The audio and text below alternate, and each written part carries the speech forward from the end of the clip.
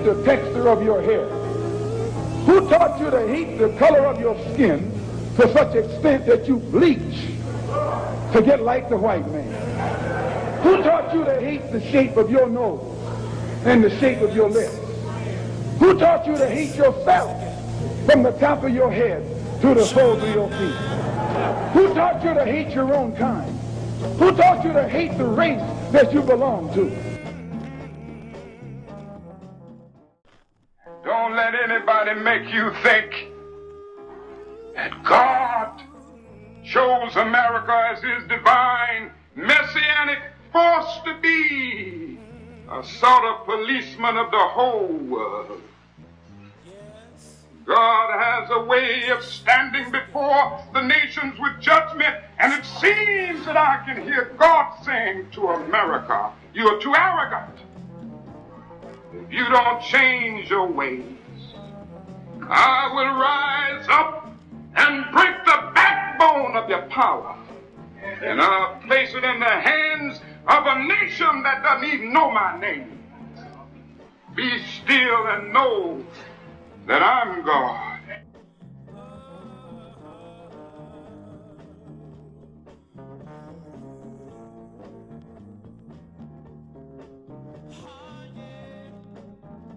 Now, like the basketball players, they didn't have to steal. right. And they was Hey man, skyscrapers. kids Yeah. steal, man. White kids steal, Chinese kids steal. Them niggas over there ain't got nothing to do with me. See, that's the But fucked they up affect mentality. us. Yeah. No, it don't, man. No, it don't. Start us out. We all If connected. you don't want it to stay, if you want it to affect you, it will. Yeah, because But- we all connected, you know. Why, It's a- wait, it's a- to me, okay, it's a so reflection. if Pete Peckerwood from UCLA went over there and stole some sunglasses, would it affect you? No, Well, why is a rich kid from LA affect you, man? because he's in my family. Nah, man. Start us up. That's where I see it. That affects you? Yeah, the struggle. All right, wait. That's too high a standard, man. Okay, we ready to go. 2, you're on. Welcome again to Street Talk. My name is Ahmad Shakaraki, and on Street Talk, we talk about the things happening here in Michigan, the U.S., and abroad, from political, social, and economics. Now, tonight we got, Dennis Burnside. and Charles Thomas. let's talk about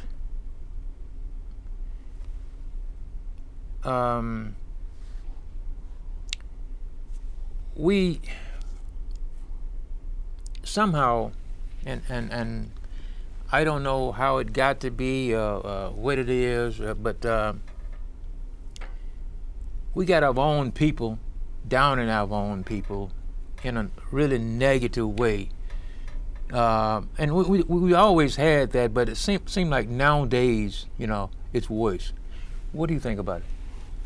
I don't agree with it. I don't agree with your premise. I think some black people are critical of other black people. As you said, it's always been that way, but I don't think it's more pervasive now than it's ever been. And I don't think that's an issue I concern myself with. Individual human beings are going to be large-minded, small-minded, magnanimous, hateful, loving, jealous. All those emotions come into play as to how people treat each other. But if you're talking about a culture turning on itself, I don't see that. What do you say? Well, I say that the situation, that the image that's been portrayed of us since TV was in existence, to me it puts a negative spin on the culture from which I participate in Okay. as an individual. And it has a tendency to keep you in control, Okay. or makes you want to act out the image that someone else has portrayed of you. And I see it in the music, I see it in advertisement, and I just think that we need to defend ourselves, promote ourselves, and be more sentiment about each other and how things are going as far as when it relates to our community. But there are still, Wynton Marsalis is still performing, doing brilliant music. You got Leela Hathaway doing brilliant music. You've got great authors like Ta-Nehisi Coates out here writing great books and narratives. You've got artistic, political, scientific achievers in all categories of achievement that you could have, not only in the United States but internationally. So I don't choose to let the knuckleheads represent me. I identify with what the positive people are doing. And when I walk with my head up, I'm thinking about my ancestors like Imhotep. I'm thinking about people like the late Dick Gregory. That's who represents me. So, and on top of that, one of the things we talked about at our meeting Saturday was the fact that when you look at who controls the media, they have the control over the switch. And if they only will distribute negative images and negative messages out into the community that are conveyed by young African Americans who otherwise are talented, ambitious, hungry, looking for success, tired of living poor, and somebody says to you, yeah man, if you come up here and talk about guns and violence and misogyny, I'll make you a rich man. For a lot of people, that's a bridge too far not to take that temptation, but that doesn't reflect me. Okay. That's all I'm saying. Okay. I don't choose to let that reflect me, and I don't look at behavior of any individual as reflective of the entire community at large. No more than I do when I see a young 16-year-old I just read about a few weeks ago who is about to start on her PhD program, African-American young woman from the Philadelphia area. She represents achievement that is emblematic of what we all can become, but her achievement does not bring up everybody, just as if some knucklehead's achievement or negative behavior doesn't bring everybody down. We've got to look at it for what it is. Okay, but see, that's the thing that, I don't know, what has always been, I know it's been the last, 25, 30 years, is that we as people of color, when others who I say, Italians or whatever, white, we'll say that white guy or that Italian guy or something like that did something, but which means that we don't degrade the whole culture, the whole group of them. That's my point. But for us, It's the opposite effect. it's the opposite effect of us. It's like, Why? It's like, why do you let somebody else's negative behavior reflect on you? Well, Because you got children that's watching this stuff. They got children watching. They got children watching. Like that shooting out there in Vegas. Yeah. Y'all saying, I hope it ain't a black man. Oh, everybody said that. Everybody said, I hope it's not a black guy and I hope it's not a Muslim man. Yeah. Because it buys into the stereotypes. Yeah. And for the millionth time, it was an angry white male in these mass shootings, which is predominantly what it is. Yeah. But I don't see people walking up to some white guy who's isolated by himself, walking into a mall going, grab my purse and get out of here, you might have a gun. We don't do that because no, they don't. It's the negative. Well, they're just as susceptible to the negative portrayal of us in the media as we are. I'll give you an example.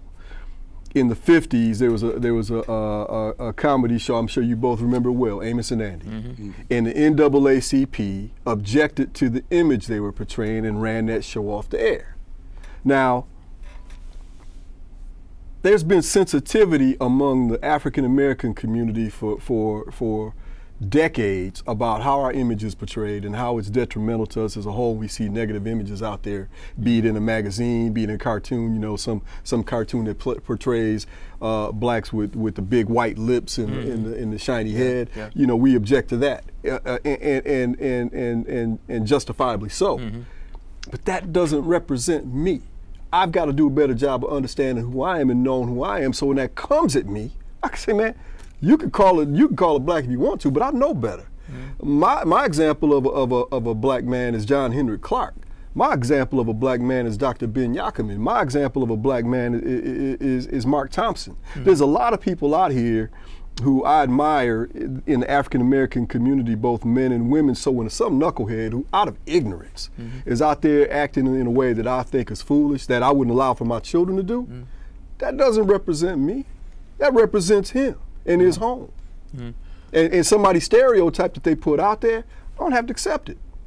Because a stereotype is just what it is. It's not an accurate portrayal. But that's where you are at your level of understanding. And where we all need to be. You done the research on it, but there's so many of them out there, just like in prison. There's a lot of young guys in prison just because, but profiling. And then, when a child in the black community has to run the gauntlet of profiling and racism and all the other issues that come along with it, and we hope as parents that they can come through it with assistance from the family and with the right environment. But it's prevalent out there, and a lot of our young youth don't make it through that. They go into drugs, they go into crime, they go into lying and cheating, they go into all kinds of little things. And then if they survive that when they come out as adults, hopefully their head is on right.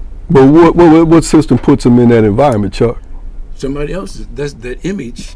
Not only the image, the real tangible, the real tangible community or the real tangible education system that they're forced into. I mean, they're put up there with 2 strikes and somebody throwing heat at them, and then when they strike out, we say, see. But it's not necessarily a young man or woman's fault that they end up in prison. We just had an example just late last week where a young rapper, I don't know a thing about this guy, I just read about it. It was in the New York Times. Jay-Z wrote a commentary on it. His name is Malik Mill or something. I don't know what kind of music he makes, positive. I don't know anything about the young man. But apparently, here in this Second Amendment fetish country that we have, he got arrested for having an illegal handgun. Okay? So that's his first strike. He goes to prison. No, he goes to jail. He does his time. He's paroled. It could have been prison, now that I think about it. He's paroled.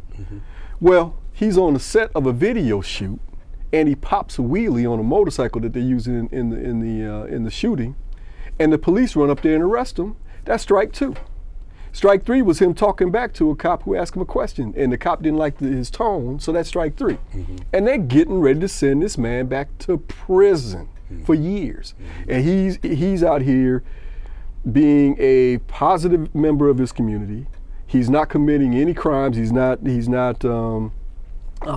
conspiring to do anything negatively. He's just trying to live his life. Now, somebody could look at him and say, oh, old knucklehead, you shouldn't have been in trouble in the first place. But wait a minute. Why is carrying a gun in the first place going to get him in trouble? Well, yeah, he didn't register, but yeah, he's in a community where it's hard to get a legal gun because of the rules and the hurdles they set up, just like it's hard for a black man or woman to vote in some neighborhoods. So I can't blame him for ending up in prison and saying that he bought into something. No, the anvil hit him on the head. Yeah. But like you said, they created that environment. Right. That's what we got to fight. Right. Not each other. Right. And we got to stop thinking as individuals. We got to start thinking collectively. That would help. Yeah. that would really help if we all coalesced around a common goal and said that as long as we all have well melanated skin, we've got to merge and do things that reflect our common interests and our common goals.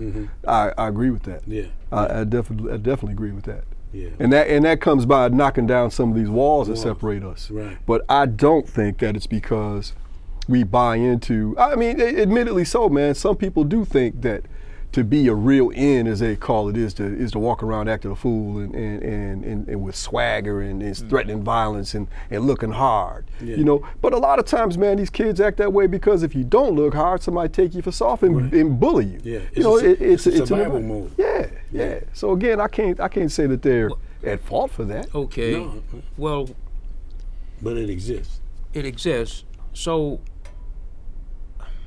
what's your spin? Like now, we see all of these, not all, but I'm gonna generalize, a lot of our black young men walking around, their pants is down to their knees, and I mean, just looking, for me, looking in a way you shouldn't be looking, because you said, You know, we already got a strike against, and we know that. We know that. And by being black, you know, you got a probably strike and a half against you already. So, and you're walking around looking like some clown or something like that. Don't you think that's working against us? Yeah, it's working against us. But when you are young, when you're at a young age, you're vulnerable, and you get involved in peer pressure. Because, you know, like the sagging pants thing, back in my day, it was a comp, a hairdo, the process, wearing a rag around your head. Yeah. You know, that I was making a statement then, you know, but it was because of my lack of knowledge. Yeah, lack of knowledge and no confidence. Okay. And running with a pack of dogs. Okay. You know, Right. and so I look at these young kids and I can see myself, but they're doing it, you know, in a clothing, you know. Okay. But you know that reflects a generation, and I cringe just like you when I see these kids with their pants sagging. Yeah. It looks ridiculous, and it's functional. It's functionally detrimental. I mean, they're gonna mess their hips and knees up by the time they hit their 40s. Yeah. But I came along, man, when we had our hair in braids. Parents hated it. Had an afro. Father hated it. We used to wear those Flag Brother platform shoes. Parents hated it. Used to wear the Sansa belt double knit pants with the knit shirt in the bag. I mean, man, that was what we did. So we got criticized by the generation in front of us, and I guarantee you these kids who are sagging now are going to object to something that their children are doing 20 years from now that they think is inappropriate in terms of dress and speech and habits. That to me, man, is that to me, it reflects more of a generational bias and prejudice than it does something that's really functionally wrong. I think the only way to stop it is grown folks start sagging. Then they can see they couldn't stand to look at that. But man, you know, I think I told you about this a couple years ago, man. I was in, I think I was in the St. Louis airport. I can't quite remember. Oh, I was in Dallas. And there was a young man coming in with his girlfriend, and they were rushing to get through the security so they could get to the gate.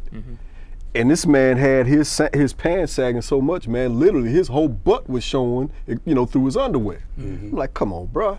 Yeah. And he's running knock-kneed so his pants don't fall all the way down, but you know that fool would not pull those pants up so he could get to where he was going. Right. So I saw him on the other side of the terminal. I kind of looked at him and smiled a little bit like, dude, Yeah. if I knew you at all, man, I'd be cracking on you right now. Yeah. And didn't seem to phase him one bit. That's just their generation, man. Yeah. And us ostracizing them ain't gonna mean nothing. Nothing. No. Well, you know, Especially you. well, you know, They gonna come at you like, wait a minute, it was your you know, man's fair card. you know, Got the dashiki and the braids in the hair, the beard. But see, one of the things about us when we was, we wasn't portraying any negative image because Well, because they yeah. dashikis and hair braid and all of that, you know. Wasn't negative to us. No, but What? your parents, you was militant, man. Well, yes, Yeah. yes, but Yeah. but it wasn't anything that others, you know, what I mean by other races could say. Oh yeah, they could. Well, but what I'm saying is that it wasn't anything like you out here with your pants all down, can see your drawers and everything. I mean, come on, man. You know, Yeah, and big old shirts and everything. Yeah. You know, because when you leave home, when you leave out of your house, then you become, you know, somebody out here on the streets, and right away, your color is already a strike against you. Okay. And then So- you add to it with your dress. Yeah. I get you, Yeah. man. But that's their prerogative, man. And it's not my place to tell them that. And matter of fact, man, if I had a business that required me to hire young people, if a young man came into my place and wanted to interview for a job, and he's sagging, and he's wearing the 3XX white T-shirt, okay, and he's wearing his hair in braids, I'm gonna sit down and talk to him. and I'm going to try to see what's inside his ears. See how bright this man is, how hungry he is, how conscientious he is. And once I get to the point where I think I might want to offer this young man a job, I'm going to say, look, man, you want to work here? You're going to pull your pants up to your waist, you're going to put a belt on, you're going to tighten it up, you're going to tuck in your shirt, and you're going to look presentable, in my opinion, what presentable is. And if you don't want to do that, I understand. That ain't fair to you in terms of how you prefer to be, but you also prefer not to be broke. So I'm giving you an opportunity not to be broke. You jump on the bandwagon and dress appropriately as I define appropriate dress, or you go on about your business. But what I would not do is rule him out walking in the door just by the way he's dressed and tell him no coming. No. Prejudge. Yeah. Profile. And I think too many people do that, man. You know, oh, he must be, Well, He could be a mathematician. Yeah, Absolutely. Well, you know, Absolutely. Speaking of that, it was the last summer baseball game I did, and we supposed to do the tournament that weekend, and that was that Friday, Saturday, and Sunday. And that Friday, we supposed to do 2 games that Friday evening, and then that Saturday we're gonna do about 4, and then that Sunday we're gonna do about 4. So you know, it's like about bunch of games. Yeah, you know, and it's like That's a lot. about $300 at stake here. So the guy who's supposed to do the game with me, a Hispanic guy, I've known him about 3 or 4 years, but I knew his friend, his guy, his buddy he run with. I'd known him since he was probably 10, 11 years old, because he used to play on my baseball team. So at the last moment, he didn't call me to tell me he wasn't going to be there, and they were sending this guy in his place. And I get there, and I'm looking around for the other guy. He's supposed to help me in the umpire, and he's not there. So I got to start the games. The game's supposed to start at 4 o'clock. No, it's 4:30 when the game started that evening. So I said, well, the game got to start, So you start the game one umpire. After about a couple of innings, probably at 5:15 or something like that, he gets there. He runs out on the field. I mean, it's like, I couldn't believe it. He runs out on the field with his knee pads on, shirt out, and a mask on his head. A mask? Yeah. Like Halloween? No. I mean, Like the mask we wear, catcher's mask. Oh. Yeah. But he's out in the outfit. Yeah, he's why out, why is he wearing a mask out there? Man, look. Was he on meth? No. No. It was his first time when I don't know anything about him. Never seen him before.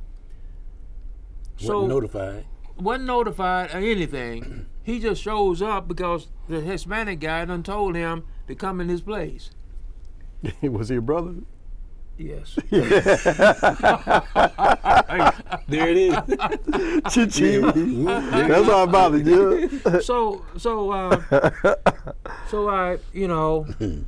happened. 2 men was going in the inning, and then the other the inning was over. I rushed. Come on. I said, man.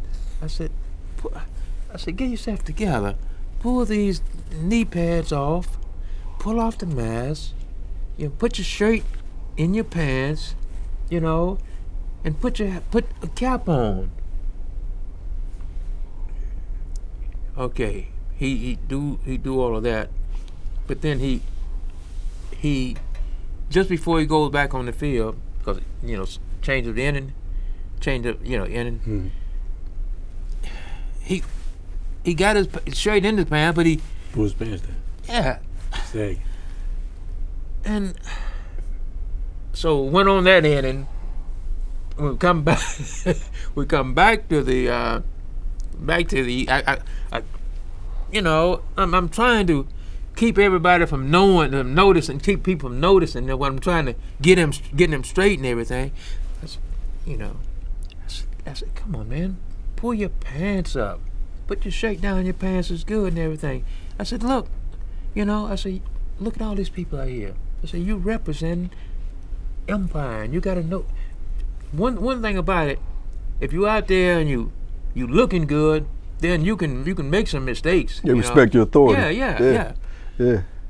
We see the white male get away with that. Yeah. They could be totally unqualified. Look at Mike Pence. Yeah. He couldn't take 5 + 5 and get 10, but Right. he's got that look. You Yeah. know, he's a smart guy. Yeah. He's dumb as a rock. Yeah. But it works both ways, man. I had a business meeting at the O'Hare Airport, right? Mm-hmm.